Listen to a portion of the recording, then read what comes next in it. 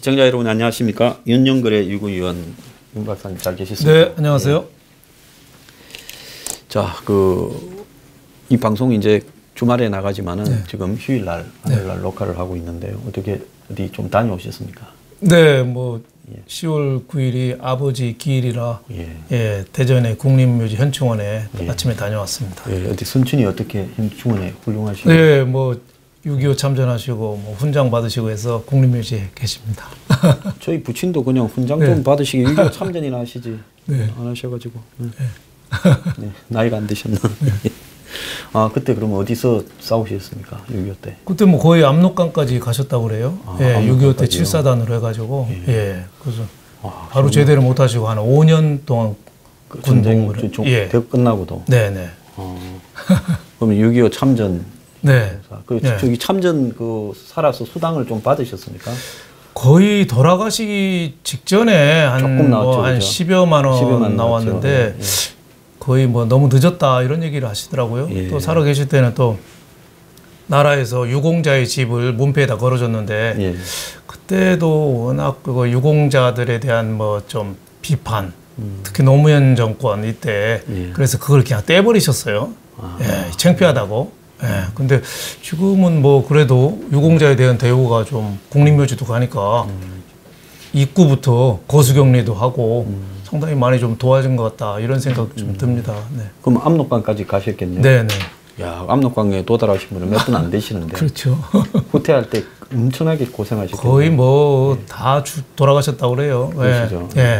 돌아가시기 전에 그 6.25 때 전적지 그 휴전선 근방을 저보고 한 바퀴 돌자고 해서 돌아보셔서 그때 배가 뒤집힌 데서 좀 눈물 흘리시더니 이제 다 잊을란다. 나도 그 사람 옆에 갈란다 그러더라고요. 그때 배가 뒤집어져서 한 소대 병력이 다 돌아가셨다고 그러더라고요. 6.25 때. 아, 6.25 때. 후퇴하다가요. 그런 아픔이 평생을 그러니까 이 트라우마가 젊었을 때 20대에 전쟁을 겪은 거는 평생의 트라우마로 남더라고요. 뭐 PTSD인가 뭐 이런. 그렇죠. 어떻게 보면 정신적인 좀 장애가 있다고 할 정도로 그 전쟁 트라우마가 평생 동안 시달리는 것 같더라고요. 아, 이거 참 훌륭하신 어르신이 두셨습니다. 자, 6.25를 그래 치른 지가 지금 뭐 올해 65주년 그죠? 정전. 그런데 이제 이 폼페오가 지난 주말에 이제 갔다 왔지 않습니까? 근데 8일날 국무회의에서 이 한반도 냉전 체제가 해소되고 그 다음에 동북아시아의 정세에 거대한 변화가 이루어지고 있다. 그러면서 북중, 북러, 북일 이렇게 정상회담이 막 진행되고 있다. 이렇게 말을 해요. 그래서 이제 따져보면 북중, 북러야 저것끼리 항상 만날 수 있는 거니까 그건 뭐 별 의미도 없는 이야기고 이제 일본하고 이제 북한하고가 만난다라는 정도인데 우리 윤 선생님은 그 동북아 정세에 거대한 변화가 이루어지고 있다고 보십니까? 그걸 변화라고 지금 볼 수 있을까요? 어떻게 보면은 서로 속임수인지 서로 알면서도 이게 좋으니까 그냥 가는 거 아닌가요? 그렇죠. 저는 그런 생각이 들어요. 북한은 핵을 포기할 의사가 없는데 이 상태로 포기하는 것처럼 보여서 대북 제재 완화도 없고 경제 원조도 없고 이게 좋은 거 아니에요. 그러니까 계속 이 모양으로 가는 거고 트럼프 대통령은 중간 선거도 앞두고 치적이 하나도 없잖아요. 탄핵도 있는데. 근데 북핵 해결했다는 이 이미지 이게 또 필요한 거죠. 그러니까 또 지금 북한이 양보를 별로 안 해도 양보한 거로 치고 트럼프 평양 가서 이번에 별로 얻은 거 없잖아요. 옛날에 뭐 했던 거 뭐 풍계리 벌써 김정은 얘기로 핵실험 다 끝나고 유효기간 끝났다고 얘기한 거 그거 사찰한다고 지금 그거 진전이 있었다고 그러는데 물론 뭐 우리가 모르는 또 진전이 있으면은 그 플러스 알파가 뭔지는 아직 밝게 안 됐지만 지금 나온 거 풍계리나 뭐 영변이나 이거는 다 끝난 건데 그걸 트럼프가 진전이라고 하면 트럼프도 어떻게 보면은 대충 해서 생색내고 미국 겨냥한 대륙간 미사일 ICBM 정도나 없애고 그냥 끝내려는 거 아니냐. 그 미국한테만 안 날라오면 그렇죠. 뭐 핵을 가지고 있거나 말거나 막 대충 비핵화가 진행 중에 있다고 자기 임기 끝내려고 하겠죠. 문재인 대통령은 어떠냐. 지금 경제하고 북핵하고 두 개가 있는데 지금 일각에서는 경제를 포기했다는 얘기도 나와요. 경제는 아무리 해도 지금 안 되잖아요. 실업률도 그렇고 뭐 취업자도 안 되고 모든 게 소득주도 성장 때문에 이게 뭐가 참 얽히고 설켜서 기업도 어렵고 안 되잖아요. 근데 북핵은 김정은하고 가서 악수만 하고 오면 지지율이 높아지잖아요. 그러니까 미국, 북한, 우리 한국 셋이서 서로 속는 줄 알면서도 계속 달려가는 거 아니냐. 그래서 예. 저는 뭐 좀 험한 말로 예. 사기 새 공범이다. 네. 또 음흉하게 숨어 있는 시진핑까지 하면 네. 사자 사기단이다. 그렇죠. 이렇게도 이야기를 합니다. 네, 그래서 저기 요새 영화 암수살인에서도 보면은 예. 지난주에도 얘기했지만 예. 그게 일부러 자기가 7개 범죄를 저질렀다고 자백을 해요. 예. 근데 그 암수살인 그 영화는 그래도 북핵 협상보다는 나은 게 암수살인했다는 7명 리스트는 내요. 근데 지금 북한은 리스트도 안 내잖아요. 예. 네. 그러니까 그것보다도 못한 거죠. 근데도 서로 속고 속이면서 계속 전진하는 거 아니냐 이런 생각이 듭니다. 네 죄를 네가 알렸다 해서 네 죄를 좀 써내라 네. 해서 죄를 다 써내야 그걸 보고 이제 사해주고 뭐 정리를 하고가 되는데 죄 리스트를 아예 안 써내고 우리가 옛날에 보면 그 집에서 어머니들이 곰탕 끓여줬잖아요. 그러니까 처음에는 고소하고 맛있어서 그냥 팥 송송 썰어가지고 그냥 밥 말아서 먹는데 한 며칠 먹다 보면 좀 질리기도 하는데 갑자기 맛이 확 떨어질 때가 있습니다. 그럼 다 먹고 이제 물을 다시 부어갖고 재탕으로 끓이면 맛이 없어지잖아요. 그래서 지금 풍계리 저거 재탕, 삼탕을 지금 우려먹고 있는데 저걸 갖다가 의미가 있다라고 하는 참 정권이 한심한데요. 오늘 아침에 보면 문 대통령 김정은의 교황 북초청 메시지 들고 유럽을 순방한다. 김정은이가 이 북한에 종교 신앙이 있다 보십니까?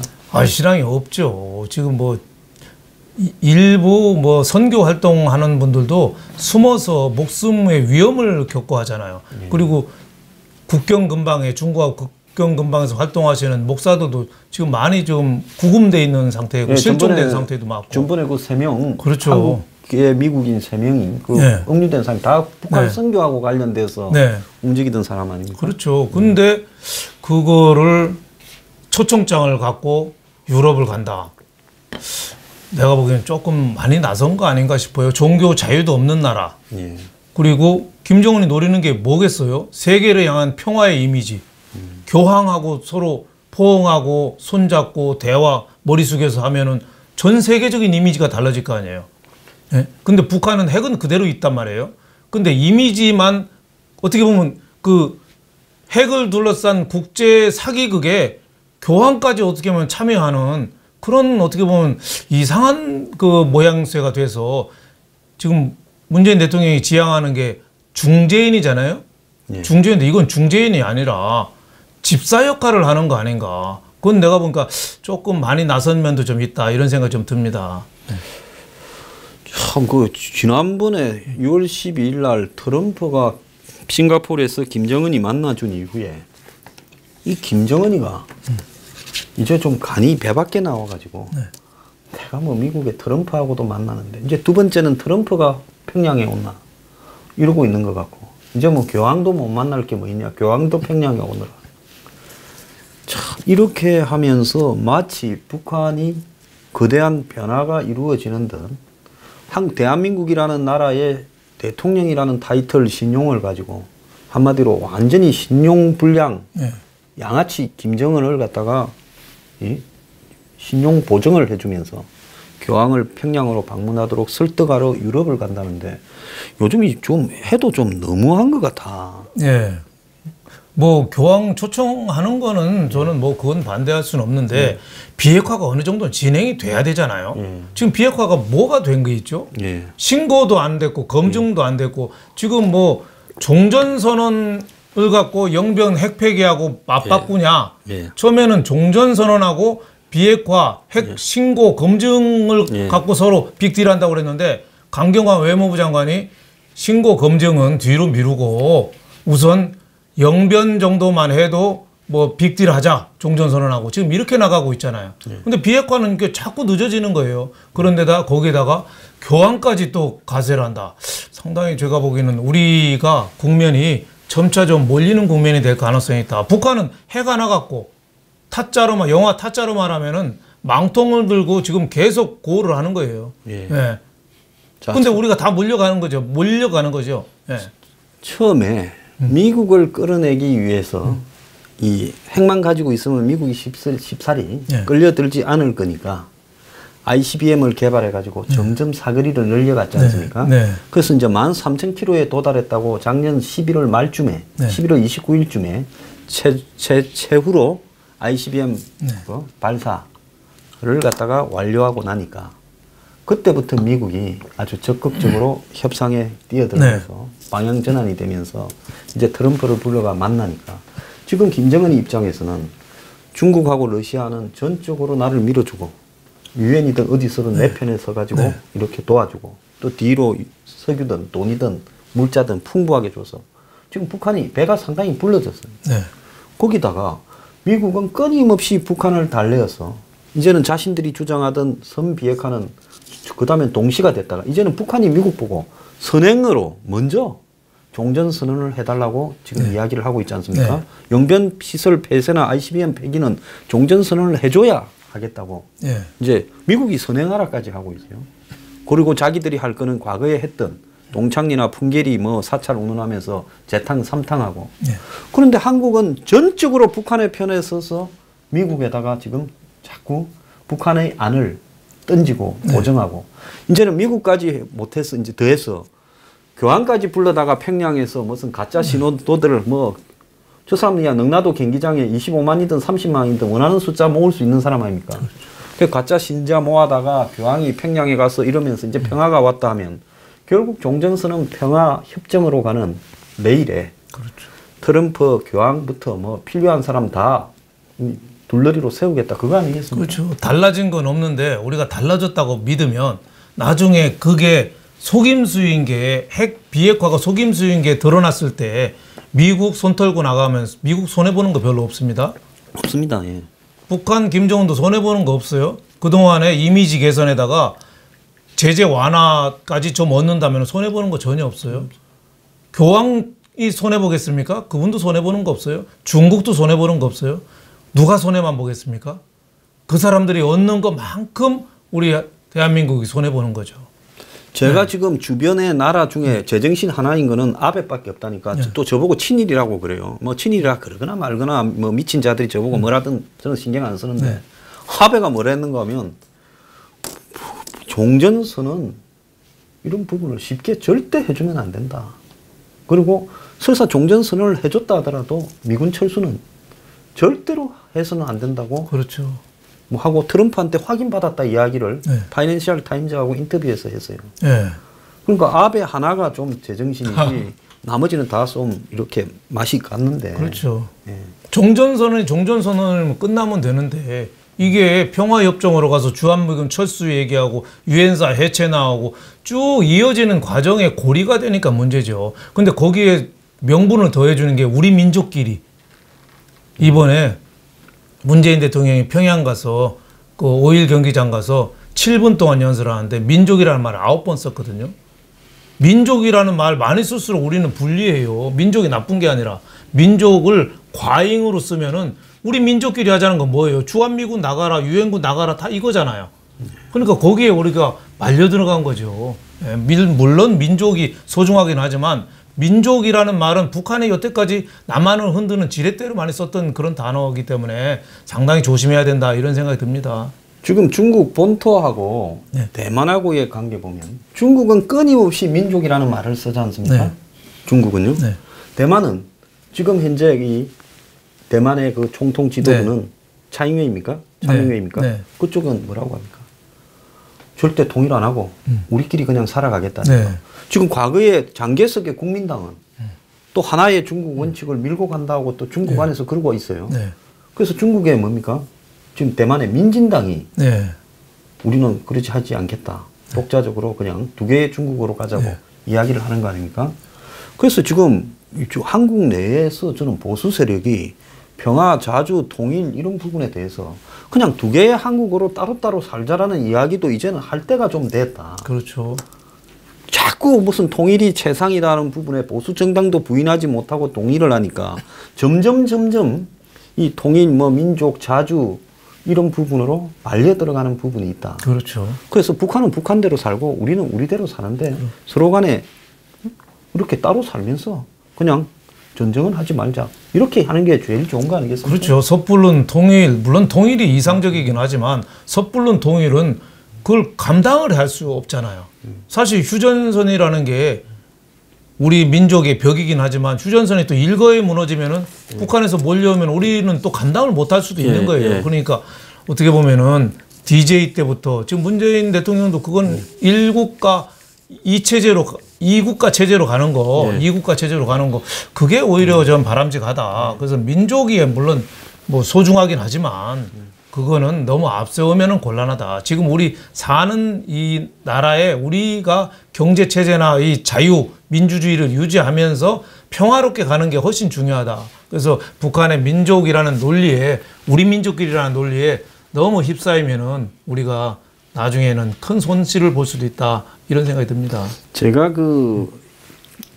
이 2차 대전 전후로 해가지고 미국의 이 중국에 대한 입장을 좀 읽었는데요. 네. 이게 장개석이나 국민당이 실수를 한 게 국민당 정권 아래 공산당들을 네. 처음에 이 소문이 순원이 있을 때 네. 같이 들어가 있더라고요. 네. 그러니까 공산당을 저것끼리 따로 하면서 네. 범국민당 이 순원의 정부에 네. 들어가가지고 네. 그때 뭐 중국이 정부가 지방마다 몇 개씩 그렇죠. 있고 뒤죽박죽 뒤죽박죽으로 네. 있을 때 네. 그러니까 이들은 국민당이냐 공산당이냐를 중국의 인민들이 무식한 농촌에 있는 사람들이 제대로 구별하지 못하고 네. 장개석은 부패한 독재자 그렇죠. 국민당에 네. 그리고 장개석이 또 보니까 고민테럼이나 네. 소련하고의 관계를 잘했더라고요. 네. 그러니까 장개석이 처음부터 반공이라는 기치를 제대로 들지 못하고 네. 마지막에 이제 망할 때쯤 돼서 반공을 들고 나왔더라고요. 네. 그런데 미국이 중국에 대해서 이 일본하고 싸우는 동안에 한 20억 불을 지원했대요. 그때도. 네. 네. 그리고 미국이 중국에 깔아놓은 돈이 한 100억 불이 됐답니다. 네. 그래서 미국 코카콜라도 벌써 들어가 있었대요. 네. 중국에. 2차 대전 전에. 네. 그러니까 미국 입장에서는 2차 대전이 끝나면 중국의 시장이 엄청나게 큰 시장이 열릴 거라 봤는데 네. 저게 공산화가 49년에 돼버리면서 중국 시장을 다 뺏기고 네. 그러다가 70년대에 이제 미국 경제가 너무 안 좋아지고 그다음에 이 베트남이 전쟁이 수렁에 빠지니까 네. 이제 중국을 시켜가 베트남을 좀 진정시키고 빠져나오고 미국에서 중국 수출 좀 해보고 이러려고 닉슨이 간 거 아니겠습니까? 네. 네. 그래서 이 중국에 대해서는 미국이 한 두어 가지의 확실한 이해관계가 있었지만은 네. 지금 한국에 대해서는 미국이 지금 트럼프 같은 입장으로 바라보면 이게 아차하다가는 저 트럼프라는 저런 이해타산을 따지는 입장에서는 한국이 별로 이해관계가 없지 않습니까? 그렇죠. 그러니까 언제든지 얼굴을 바꿀 수가 있는 거죠. 그 아베하고 그렇게 친하잖아요. 예. 아베가 취임하자마자 맨 먼저 달려간 게 트럼프 취임하자마자 달려간 게 아베고. 그때 500억 불인가 투자를 들고 갔죠. 그렇죠. 예. 트럼프의 푸들이라는 소리 들을 정도로 아베가 그 열심히 했는데도 그래도 뭐 경제는 경제대로 따지고 따질 건 다 따지잖아요. 그런 면에서 볼 때 트럼프 입장에서는 지금 우리 한국이 문재인 대통령이 굉장히 어떻게 보면 불편할 수도 있는 거죠. 그래서 자기 중간선거나 이걸 앞두고 탄핵도 있고 하니까 전체적으로는 좋은 모양으로 끌고 가려고는 하지만 언제든지 얼굴을 바꿀 수가 있는 거죠. 그럴 때는 우리가 남는 게 없는 거죠. 우리가 한미 상호 방위조약이라는 기치 때문에 우리가 여태까지 번영을 해온 거 아니에요? 예, 버텨왔죠. 네, 이승만 대통령을 뭐 독재라고 비난하는 사람도 있지만 이승만 대통령이 잘한 게 자유를 택했고 자유민주주의를 택했고 그 공산당이 아니라 자유를 택했고 또 한미 6.25 와중에 한미 상호 방위조약을 체결해서 미국의 우리가 울타리 안에서 경제성장에 매진할 수 있었잖아요. 그런데 트럼프는 자국 우선주의 아니에요. 자국 우선주의. 예. 뭐든지 할 수 있는 사람이기 때문에 굉장히 이거 책 나온 거 밥 우즈워드의 공포라는 책 예. 보면은 저 영문판은 뭐 있습니다. 그 순식간에 변하고 어떻게 보면 정신이 좀 그 안정되지 않은 사람이라고 할 정도로, 그리고 진실성도 많이 떨어지잖아요. 아버지가 그 협상 그 거래 기술 책 보면은 트럼프가 쓴 거, 아버지는 거의 집 짓는 청부업자 정도인데 내가 세계적인 기업으로 일으켰다 하는데 뭐 물려받은 게 거의 뭐 조 단위로 물려받았다는 책도 있을 정도로 뭐 현금만 해도 한 뭐 그렇죠. 축적된 게 4,600억이었다. 네, 그러니까 진실성이나 어떻게 뭐 일관된 그런 게 없는 분이기 때문에 트럼프가 우리가 절대 방심하면은 무슨 일을 당할지 몰라서 이 북핵은 지금 좋을 때 좋지만은 언제든지 재실속 차리면은 국면이 어떻게 변할지 모른다. 그래서 마키아벨리가 책에 그 썼잖아요. 네, 군주론에요. 네, 군주론에. 적국하고 싸울 때 그 가운데 껴서 중간자처럼 위험한 게 없다. 한쪽이 확실히 붙어야 되는 거예요. 한쪽 확실히 붙어서 한쪽을 눌러야지 살 길이 생기는데 중간에서 양쪽 편들다가는 그게 안정이 되고 나서는 양쪽으로부터 이 핍박을 받고 침략을 받아서 그 나라는 유지할 수가 없다. 그래서 중간 역할, 중재자 역할이 굉장히 위험하고 어리석은 일이다. 송나라가 사실은 그랬잖아요. 중국의 송나라가. 그 1억 800명 인구, 세계 최강국이 100여만 명 있는 몽골이나 거란한테 진 게 거란하고 몽골 사이에서 양다리 하다가 예. 그래서 지금 문정인 외교안보 특보도 노무현 대통령 때부터 중간자를 많이 강조했거든요. 동북아 균형자론. 네, 그렇죠. 그게 이제 중국하고 미국 사이에 중간에 서 있겠다. 그때 세계 외교가에서 많이 웃음거리가 됐습니다만은 힘없는 사람이 무슨 균형자냐고 해가지고 비난을 많이 받았는데 그게 여기까지 이렇게 끌고 와서 지금 이 중간자 역할, 예? 중재자 역할 여기까지 온 거 아니냐. 그래서 모든 책임은 우리가 주도적으로 우리 일로 핵 협상도 해야지 중재자 역할로 이런 역할은 나중에 양쪽으로부터 다 비난을 받을 수 있다 이런 생각이 듭니다. 내일 저녁에 미국에서 이제 이날 찍는 날 화요일, 수요일 저녁에 미국에서 이 손님이 하나 와요. 전직 이제 국방부 고위 관료인데 저하고 잘 알아서 저녁을 하기로 했는데 그 사람이 그 럼스펠트 장관 따라서 그때 전시작전권을 직접 협상을 했던 사람이에요. 그래서 이제 청와대에 같이 들어갔답니다. 이제 노무현 정권에서 전시작전권 이양을 이제 하려고 계속 이렇게 하는 걸 보고 그래서 자기들끼리 미리 좀 짰대요. 이거 어떻게 할 것 같냐 하니까 우리가 가만히 있어도 전시작전권을 갖고 가겠다고 할 것 같아. 그래서 우리가 가면 줘버리겠다고 하자. 그게 우리가 이 좀 치욕을 덜 겪는 길이고 나중에 감당 불가하면 다시 또 받아가라고 할 거다. 그래서 딱 갔더니만 뭐 바로 앉자말자 그러더래요. 당시 노통이 전시작전권은 좀 이양 좀 해줘야 되겠습니다. 그래서 럼스펠드가 그랬대요. 각하, 당신은 지금 열려있는 문을 또 열려고 합니까? 가져가십시오 하고 말을 했대요. 그래가지고 녹아받았다가 임기 말이 되니까 이제 큰일 났다 싶거든요. 그래갖고 조금씩 미루고 놓고는 나중에 이제 이명박 박근혜 정권에 와서 다시 또 사실상 원점으로 돌리던 걸 이 정권이 또 하려고 그러지 않습니까? 그러니까 이제 그때는 미국이라는 나라에서 대한민국과의 동맹, 또 신의, 또 자유민주사회의 어떤 자신들이 도와서 성공한 모델 이런 데 대한 가치에 대한 부분이 있었지만 트럼프라는 사람의 가치는 자기 이익이 저 사람의 가치의 전부 아닙니까? 그렇죠. 그럼 저 사람은 대선 때부터 이 한국에 대해서는 굉장히 이 불편한 이야기를 많이 했지 않습니까? 주한미군이나 FTA나 이런 얘기 많이 했죠. 그래서 저 사람 한국을 좀 안 좋아하는 것 같아요. 그런데 또 잘해줘도 저 사람한테 안 통한다는 거는 지난번에 그 이방카가 또 트럼프 한국에 오기 직전에 일본에 갔는데 트럼프 오기 전에 이방카가 혼자 갔지 않습니까? 아베가 1시간 전에 가가지고 이방카 이 식당에 기다리고 또 이방카가 연설하는데 아베가 거기 가서 580억인가 낸다 안 했어요? 그렇죠. 480억인가 580억인가 낸다. 한 500억 이상은 냈어요. 그 재단에 여성들 무슨 재단에. 그래 했는데도 북한하고 딜 치면서 일본한테는 통보도 안 해주고 정상회담 해버리지 않습니까? 그래서 아베가 일본에서 얼마나 욕을 먹었어요. 그렇죠. 뭐 그게 국제 질서 아닙니까? 힘 있는 사람이 힘 없는 사람을 먹는 거. 우리 그동안에 수천 년 동안에 많이 당했잖아요. 구한 말에도 그랬잖아요, 사실. 대원군이 실세였지만은 중국에서 청나라가 그냥 납치를 해갔잖아요. 이모군한테. 납치했죠. 예, 예. 우리가 저기 독립문 서대문에 있는 거 그게 많은 사람들이 일본을 겨냥한 거라고 하는데 사실 일본을 겨냥한 게 아니고 중국으로부터 청나라로부터 우리가 독립하자고 거기다 세운 거거든요.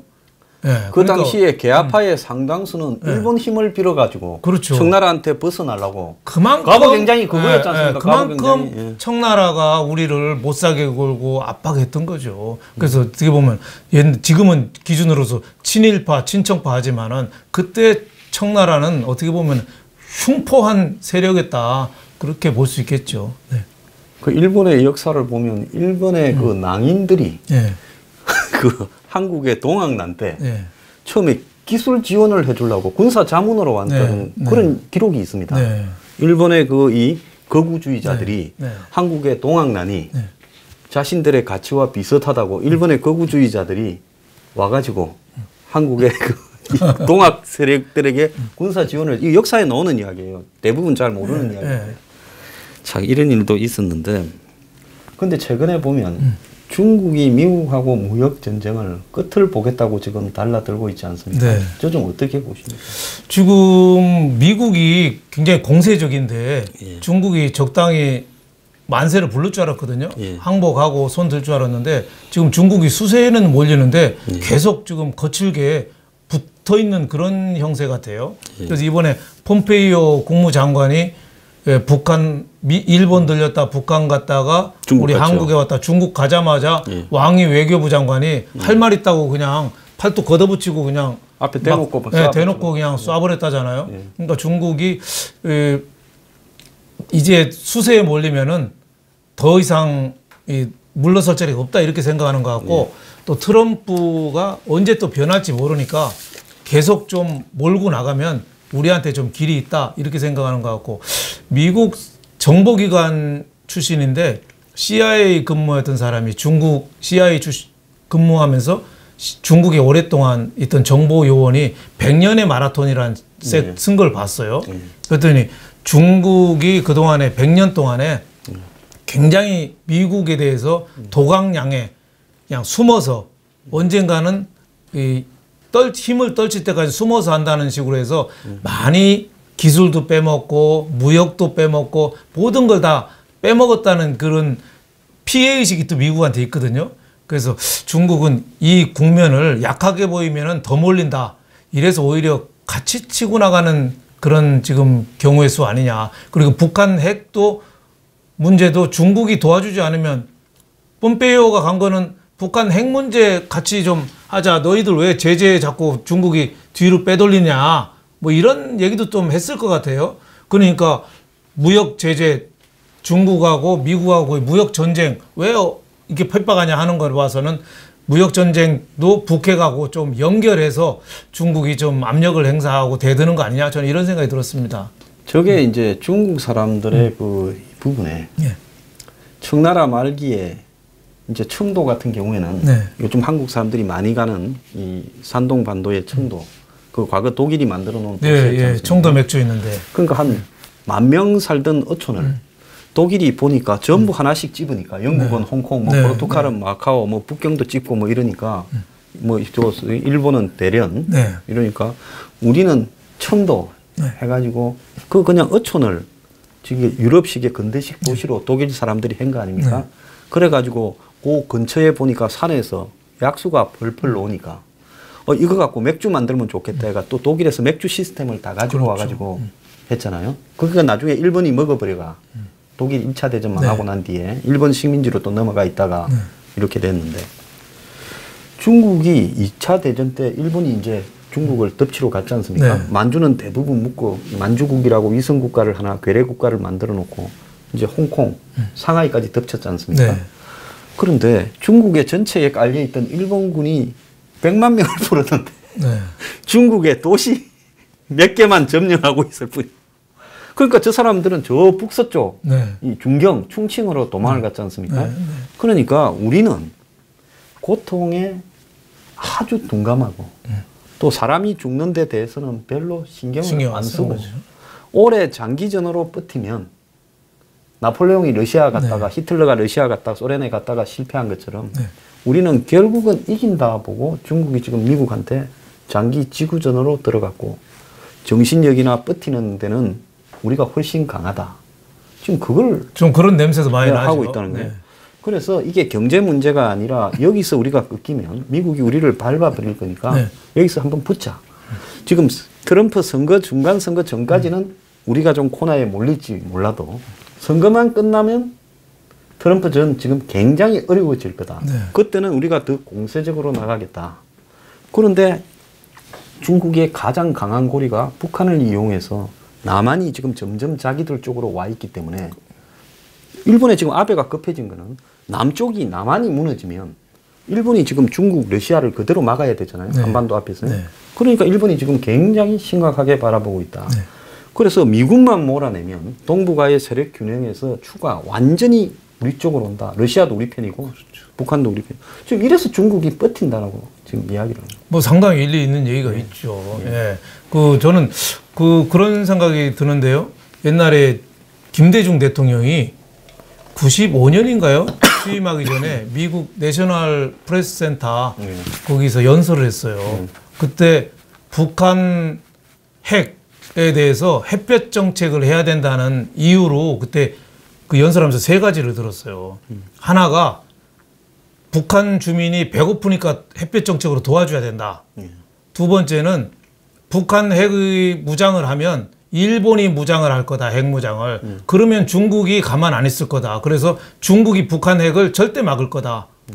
그리고 3번째가 북핵은 남한을 겨냥한 게 아니라 대미 협상용이다. 그 3가지 전제를 들었어요. 굶은 사람 민족 도와줘야 된다. 일본의 핵무장하니까 중국이 가만 안 있을 거다. 그리고 대미 협상용으로 핵을 한다. 그래서 그 전제 조건 3가지가 오늘도 3가지 얘기했네요. 3가지가 흔들리면은 햇볕 정책은 있을 수가 없다. 언제든지 폐기해야 된다는 식으로 얘기를 했어요. 그러니까 이 중국이 그만큼 어떻게 보면은 우리 햇볕 정책도 DJ 대통령도 판단을 잘못한 게 중국에 대한 판단을 잘못한 거죠. 북한 핵에 대해서 중국이 철저히 막는다고 생각했거든요. 김대중 대통령도. 그래서 그 연설을 보면은 이솝 우화의 얘기도 했어요. 나그네가 옷을 많이 입는데 벗기려면은 바람을 많이 불어서는 안 벗는다. 더 이렇게 움츠리고. 햇볕을 쬐줘야 된다 해서 북한의 지원을 핵은 걱정하지 마라. 중국이 가만 안 된다. 제일 중요하게 했는데 중국이 지금 북한 핵을 용인하고 있잖아요. 그래서 중국이 나는 참 불안하고 근데 미국한테 잘 질 수 없는 게 저 나라가 독재거든요. 그 지금 그 월스트리트 저널에 며칠 전에 칼럼 나온 거 보니까 알리바바의 마인이 그만둔 이유를 그 칼럼을 썼더라고요. 중국은 기업인이 너무 커지는 거를 정권 차원에서 싫어한대요. 그래서 마윈이 자기가 자칫하면 감옥 갈 수도 있으니까 알아서 자기가 그만뒀대요. 그럴 정도로 중국은 독재죠. 지금 판빈빙도 저렇게 지금 그 뭐 탈세 때문에 좀 안 나오고 있고 1,500억이라고. 그렇죠. 또 인터폴 총재 몽홍웨이인가요? 뭐 그 사람도 뭐 저우륜강 뭐 일판이 뭐니 해서 또 안 나오고 있거든요. 그런 의미에서 중국은 저 독재이기 때문에 저 한계도 있지만은 미국하고 싸움에서는 절대 물러서지는 않을 것 같다 이런 생각이 듭니다. 근데 지금 이게 보면 말입니다. 이 인터폴 총재부터 시작을 해서 지금 판빙빙부터 또 보세이 황가 하는 또 기업인까지 무차별로 지금 실종됐다가 어느 날 나타나면 북경에서 조사받고 있다고 나타나는 거예요. 무차별로. 저 사람들이 또 작년 재작년인가는 홍콩에 이 서점 주인, 출판 주인들을 출판소 다 잡아가 버렸지 않습니까? 한 명씩.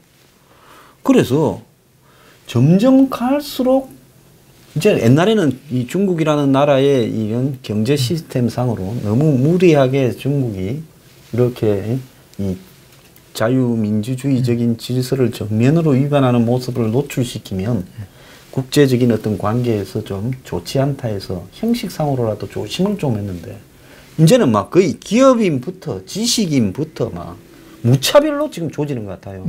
중국의 지금 시진핑이 최근에 황제 자리를 올 초에 완전히 굳히고 난 뒤에부터는 중국 사회에 그냥 과감한 그냥 체포가 다 이루어지고 있다. 시진핑 주석이 좀 오만한 거 아닌가 이런 생각이 들어요.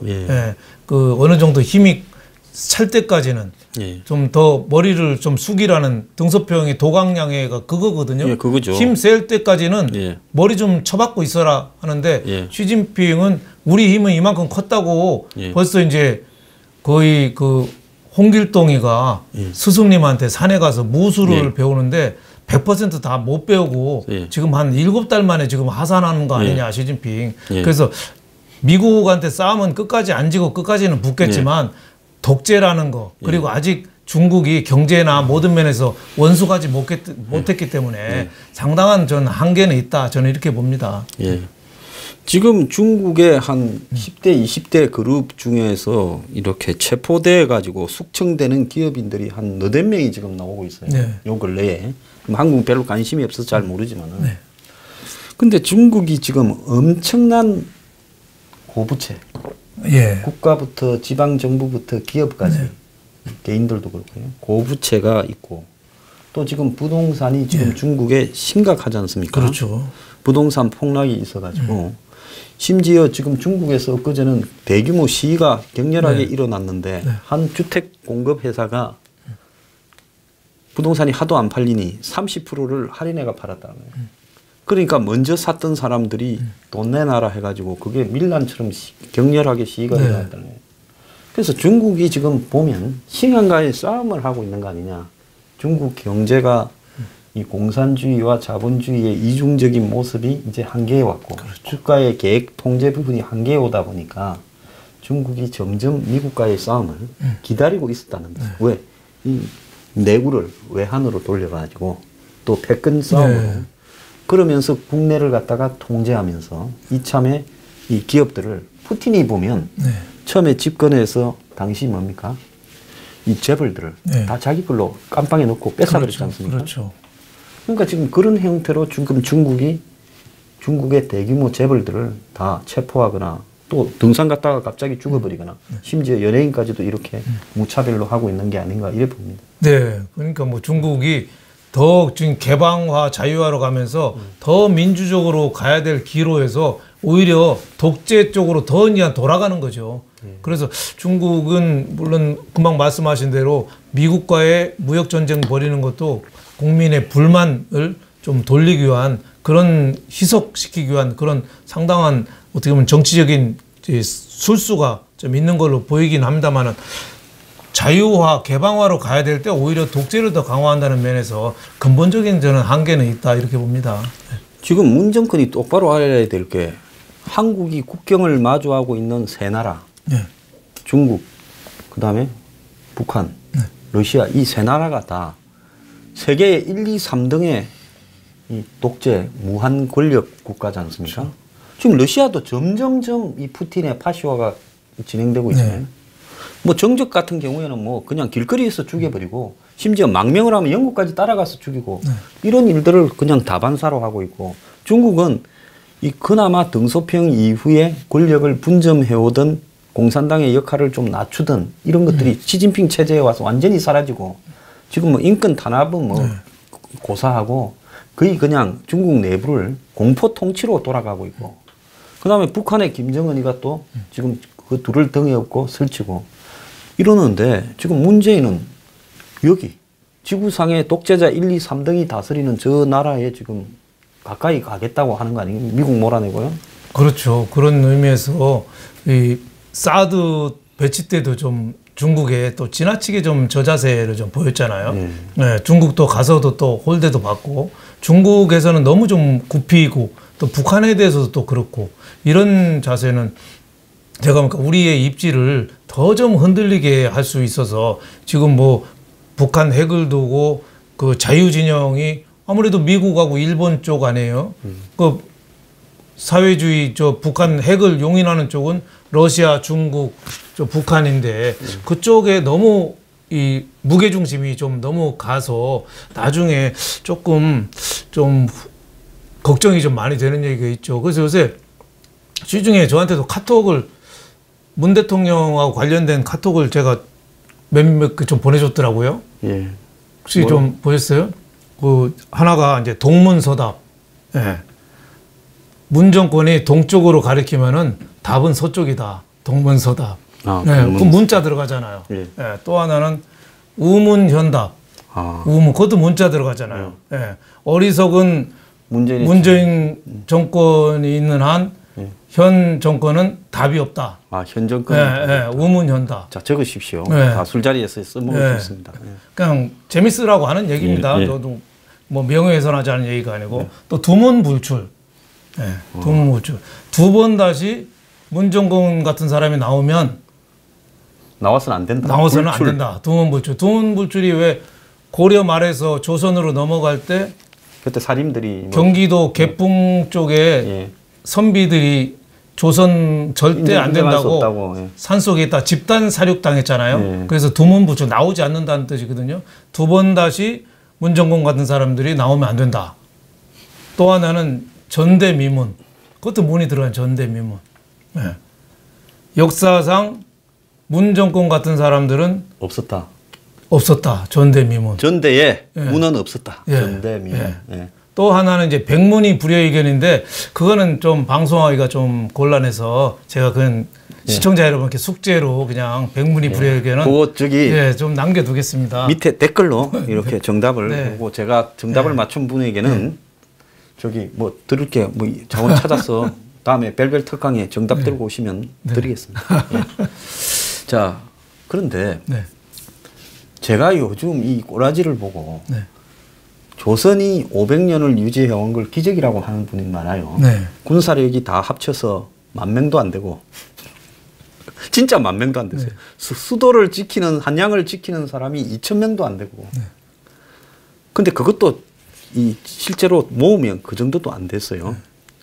그런 나라가 일본을 끼고 또 중국을 끼면서 500년을 버텼는데 제가 그 이유가 뭘까 또 생각을 해보니까 임진왜란 때 선조는 그냥 중국을 향해서 의주를 향해서 갔잖아요.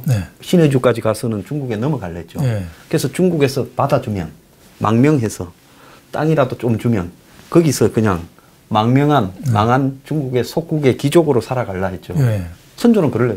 근데 유성룡이 죽어도 가면 안 된다. 어디를 가느냐고 했잖아요. 그래가지고 선조가 밤에 몰래 도망을 가니까 완전히 난리가 났지 않습니까? 그렇죠. 한양에서요. 저 임금 잡으면 죽이겠다고 한 거예요. 그랬는데도 그래도 조선에 이게 유성룡 같은 선비가 있어서 압록강을 안 넘어서 조선이 안 망했고 버티다가 결국 몰아냈지 않습니까? 그렇죠.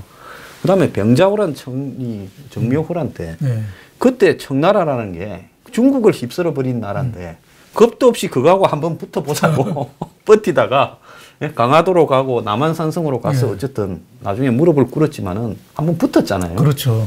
그러니까 버텨왔는데 고종 때 대원군 때는 와가지고 이제는 막 거의 버틸 능력까지 상실해 보니까 나라가 문을 닫은 거 아니겠습니까? 그렇죠. 진작에 망했었어야죠. 진작에 망했어야 되는데 그런데 요즘 보면 이 문 정권이 거의 북한이나 중국에게 버티려고 하는 게 하나도 보이지 않아요. 오히려 같은 편을 지금 다 뒤통수를 때리면서 갖다 바치려고 한다. 이게 지금 무서운 거 아니겠습니까? 그러니까 평화에 대해서 너무 쉽게 생각하는 거 아니냐. 그냥 악수하면 평화가 온다고 생각하는데 그게 아니잖아요. 양쪽은 그 북한은 지금 재래식 무기로 말하면 M1, 우리 군대 때 M1 재래식 무기 무거운 거 갖고 있고 우리는 M16 약간 첨단화된 거 갖고 있는데 북한은 그것뿐만 아니라 수류탄도 하나 더 갖고 있는데 같이 우리 M16하고 저 M1 같이 내려놓자고 하는 거예요. 그러면 수류탄 하나 갖고 있잖아요. 그럼 누구 핵부터 내려놔라고. 내려놔라고 해야 되잖아요. 저거 위에 있는 거를. 그러니까 너무 환상을 갖고 있는 거 아니냐. 아까 저 임진왜란 때 그 선조가 도망간 거 얘기했는데 일본이 굉장히 당황했답니다. 그때 가등청정하고 소서행장이 선발로 해서 한양을 질풍과 노도같이 거의 뭐 한 달도 안 돼서 점령했잖아요. 근데 일본 풍신수길부터 작전 짤 때는 한양만 점령하면은 왕은 거기서 할복하든지 죽든지 항복하든지 하는데 일본은 그렇잖아요. 근데 조선 왕은 제일 앞장서서 튀니까 이거는 경우의 수가 작전에 없는 거라 왕자으로 추격하는 그러니까 너무 당황했다는 거예요. 그래서 그 임진왜란 여러 가지 불가사의 중에 하나가 일본이 평양성에도 너무 오래 있었다는 거거든요. 그때 치고 올라갔으면 압록강 넘어서 얼마든지 끝낼 수 있었는데 거기서 왜 왕이 저렇게 앞장서서 도망갈까? 그거를 회의하고 연구하다가 오히려 명나라한테 역습에 기회를 줘서 시간을 좀 끌게 된 거죠. 그럴 정도로 우리나라 지도자는 좀 용감하지가 못했죠. 좀 뭐 인조 때 병자호란 때도 큰 소리만 빵빵 치다가 바로 그냥 남한산성 가서 47일 있었잖아요. 그 연세대 사회학과 명예교수 하시던 송자 교수. 네, 송자 교수. 그분 쓴 책 보면은 저도 그거 읽어봤습니다. 세상 제일 뻥이 율곡 2의 10만 양병설이 제일 뻥이라고 썼어요. 그때 우리나라 전 군을 합쳐도 10만이 안 되고 경제력도 안 되고 모든 게 안 된다는 그때 거예요. 10만 양병을 했으면 조선이 무너졌죠. 조선이 되지가 않는 아무것도 없는 나라에서 이 율곡이 10만 양병석을 주장했다는데 그건 별로 기록도 없다는 거예요. 네, 그래서 세상 뻥이 그거다 뭐 이런 얘기 봤는데 진짜 전쟁을 우리가 평화를 얻자면은 철저한 유비무환의 자세로 해야지. 이순신 장군 같이 미리 거북선도 만들고 준비해야지. 그때 탕금대 신립장군 같은 사람은 전쟁만 나면 그냥 일본 본토를 점령하겠다고 큰 소리 빵 쳤잖아요. 네, 그 뻥이 그것도 엄청 센 그렇죠. 사람이죠. 뻥도 그래서 좀 희대의 명장이었다라고 하는데 하필 또 진을 갖다가 충주 탕금대 절벽 앞에 쳤어. 거기 하지 말고 문경 세제에 쳤어야 된다는 그렇죠. 거 아닙니까? 그러니까 역사에 있어서 뻥은 통하지 않는다. 옛날에 이승만 대통령도 그랬잖아요. 전쟁이 나면은 바로 점심은 평양에서 저녁은 압록강 가서 먹겠다고 하다가 그분도 그냥 한강 건너기가 바빴죠. 그러니까 우리 역사 지도자들이 좀 빨리 튀는 데는 좀 일가견이 있어가지고 국민들이 정말 지도자들을 믿으면 안 됩니다. 믿지 말고 이제는 감시하고 그 통제하고 이렇게 행동으로 좀 옮기고 목소리를 높여서 해야지 잘 되겠지. 이 잘 되겠지가 되는 게 별로 못 봤습니다. 그래서 지금까지는 튀는 지도자들만 봤는데 이제는 희대에 아까 전대미문에 이제 붙어먹는 지도자를 지금 보고 있는 상황입니다. 참 일부 마치겠습니다.